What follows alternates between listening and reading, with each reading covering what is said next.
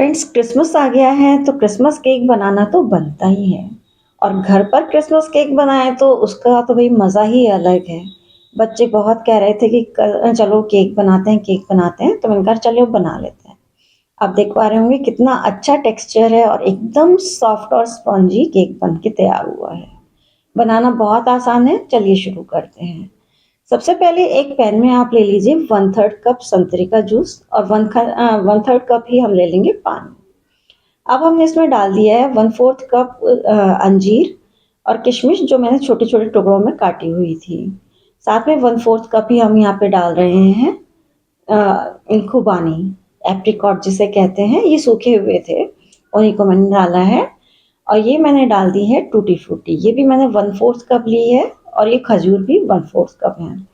तो फ्रेंड्स, आप अपनी इच्छा के हिसाब से कोई भी ड्राई फ्रूट या बेरीज ले सकते हैं।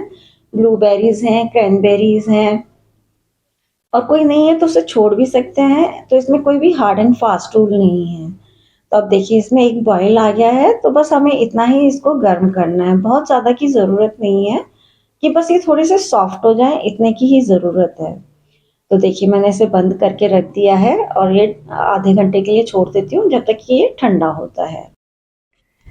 अब हम एक बोल में ले लेते हैं हाफ कप रिफाइंड ऑयल और 1 कप ले लेते हैं दही। दही जो रूम टेम्परेचर पर हो, और साथ में डाल देते हैं 1 टीस्पून ऑरेंज जेस्ट। फ्रेंड, जेस्ट आप ज़रूर से डालिएगा ऑरेंज का, क्योंकि इससे बहुत अच्छी खुशबू आती है, बहुत अच्छा फ्लेवर आता है। अब हम इन सब चीज़ों को बहुत अच्छी तरह से मिक्स कर देते हैं।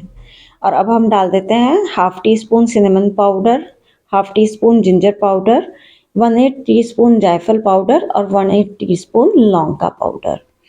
तो ये सब मसाले बहुत ज़रूरी होते हैं क्रिसमस केक में, इनके बगैर तो क्रिसमस केक बनता ही नहीं है।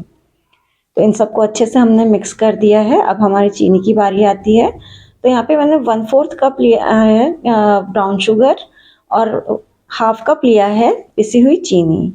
फ्रेंड्स, ब्राउन शुगर से बहुत अच्छा कलर आता है और टेस्ट भी इतना अच्छा आता है, क्योंकि हम कैरामल तो कर नहीं रहे हैं किसी भी चीज़ को।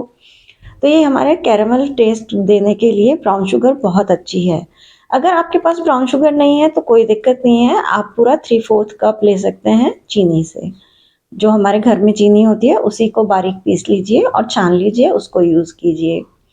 अब मैंने यहाँ पे डाल दिया है half tea spoon baking soda और 1 टीस्पून डाल दिया है बेकिंग पाउडर। इसको भी हम अच्छे से मिक्स कर लेंगे।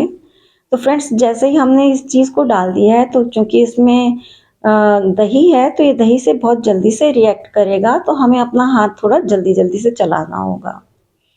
तो देखिए अब हमने अच्छे तरीके से इसको फेंट दिया है, सब चीज़ें बहुत अच्छे से मिक्स हो गई हैं। आप देख पा रहे होंगे कि बबल से उठने लगे हैं।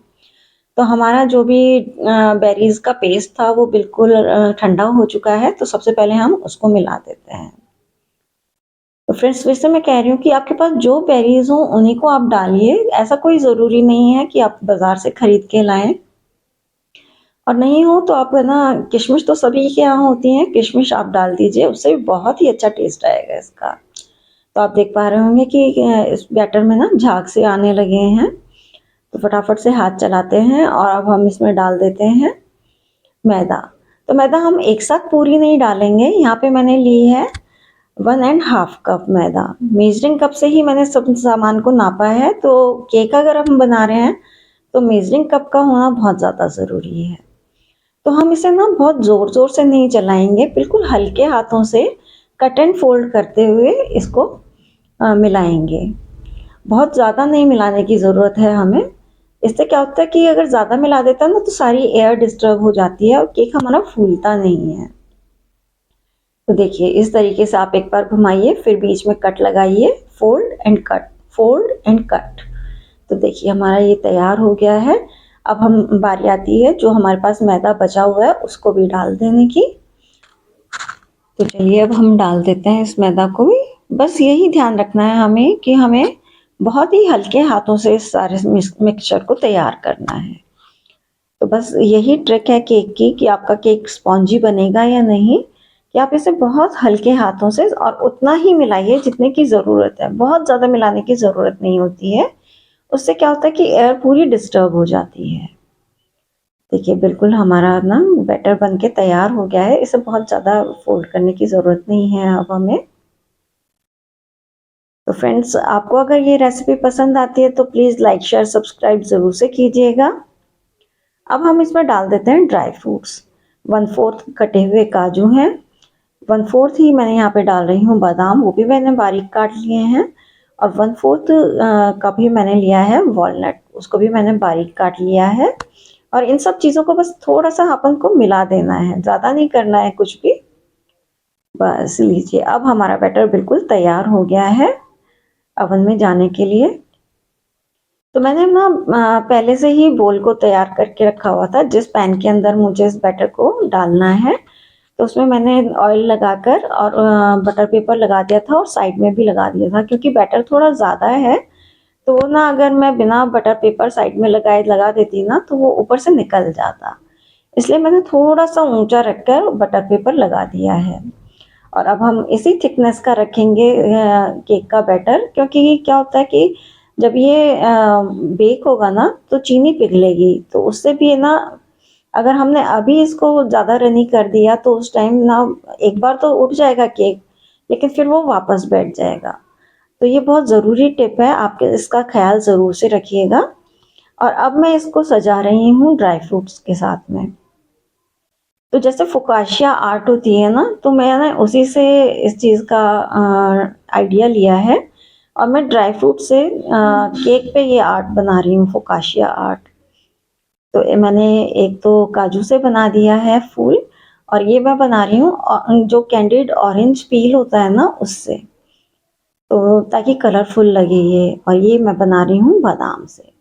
तो बस इसी तरीके से आपकी जो भी इच्छा हो, आप चाहें तो ऐसे ही रैंडमली कहीं पे भी डाल दीजिए सारे ड्राई फ्रूट्स, और चाहे तो किसी और पैटर्न में लगा लीजिए। लेकिन मुझे ये अच्छा लगा तो मैंने सोचा चलो इस बार यही ट्राई कर लेते हैं। तो अब केक बेक होने गया है 160 डिग्री पर तकरीबन 35 मिनट्स के लिए। तो देखिए 35 मिनट्स के बाद कितना अच्छा केक हमारा बेक होके आ गया है, इवन बिल्कुल बेक हो चुका है। और ये फूल कितने अच्छे लग रहे हैं, इसमें उन पे भी हल्का हल्का सा कलर आ गया है। तो अब मैं इसको छोड़ देती हूँ आधा घंटे के लिए ठंडा होने के लिए, और उसके बाद मैं निकाल देती हूँ इसके साइड का बटर पेपर। तो देखिए केक हमारा बहुत अच्छा बेक हुआ है, इसलिए बिल्कुल भी उसने साइड को पकड़ा नहीं है और बटर पेपर बहुत आराम से निकल के आ गया है बाहर। देखिए अब बस अगर हमने बटर पेपर नहीं लगाया होता तो चाकू की मदद से पहले हम इसकी साइड को ढीला करते, लेकिन उसकी मुझे ज़रूरत नहीं पड़ेगी क्योंकि साइड में बटर पेपर लगा हुआ था तो साइड से चिपका नहीं है। तो हमने थाली के ऊपर केक टिन को उल्टा कर दिया है, तो देखिए केक पूरा बाहर निकल के आ गया है। इवन उसने बटर पेपर को भी छोड़ दिया है, बटर पेपर भी नहीं चिपका है केक के ऊपर। तो इससे पता लगता है कि बिल्कुल अच्छा केक हमारा बनके तैयार हुआ है, और कितना सॉफ्ट और स्पॉन्जी केक बना है। देखिए लग रहा है ना कितना खूबसूरत केक है। और जब हम अपने घर पे इतना अच्छा केक बना सकते हैं तो हमें बाजार से लाने की ज़रूरत ही नहीं है। तो देखिए हमारा केक बिल्कुल बन के तैयार हो गया है। थोड़ी सी देर के लिए हम बाहर रैक पे रख देंगे ताकि नीचे से भी जो भी गर्मी हो वो निकल जाए, और उसके बाद हम इसे कट कर लेंगे। ये क्या शानदार केक बना है, और मुश्किल से इसमें ना 1 घंटे का टाइम लगा है। इतना टाइम तो हमें बाजार से केक लाने में भी लग जाता है। तो और हम अपने घर में शुद्ध चीज़ों से बनाएं केक, उसकी तो कोई क्या कहते हैं उसको, मुकाबला ही नहीं है। तो एक बार आप ये ज़रूर से ट्राई कीजिएगा। पहले आप एक छोटा केक बना के देख लीजिए, अगर अच्छा बनता है फिर आप बड़ा केक बना लीजिए, पर बना के ज़रूर देखिएगा। और आप बनाते हैं तो प्लीज़ मुझे है ना कमेंट करके ज़रूर बताइएगा कि आपका केक कैसा बना।